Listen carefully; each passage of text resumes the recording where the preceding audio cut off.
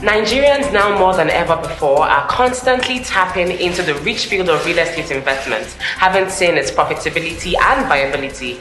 But even beyond that, there are power brokers behind the scenes, in the big picture, who help to ensure that real estate transactions happen seamlessly and effortlessly. And today we have one of such power brokers in the house, a power dynamite realtor. Ladies and gentlemen, please welcome Uzoaku Okoronkwo.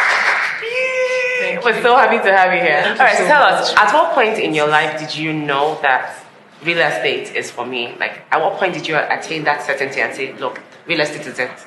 I like to believe that real estate chose me. You know? Okay, how so? Yeah, because I stumbled on it. My elder sister's friend was into real estate, and my mom happened to buy one or two properties through her. And then I was there through the whole process. And then, just like that, I picked interest, and then the rest is history. Nice. So how long have you been a realtor for? Consistently for 3 years now. 3 years. Yeah. Okay, so from your line of experience, what would you say is that one thing, that one quality or asset that every realtor who's going to be successful should have? More like a magic wand. Okay. What would you say? I believe every realtor should be very creative in their marketing, find a niche, then take advantage of it. You know, and self-development is key also. And don't ever forget to have the best interests of your client at heart. Interesting, I like that.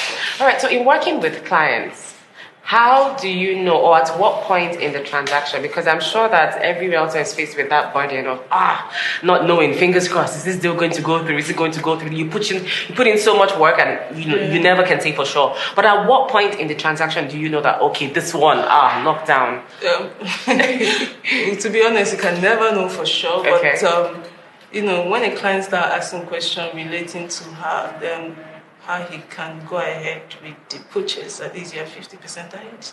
Nice. How do you ensure that even while you're trying really hard to follow up, because one of my mentors, my biggest mentors in real estate, Ryan Sehant, always says follow up, and more follow up. So even while you're following up with prospects, how do you ensure that you draw that fine line between consistently following up and not being too pushy or overburdening them with pressure? How do you achieve that balance? For me, I think you need to know what works for you. You know, for me, I don't really like to be in the face of my clients. You know?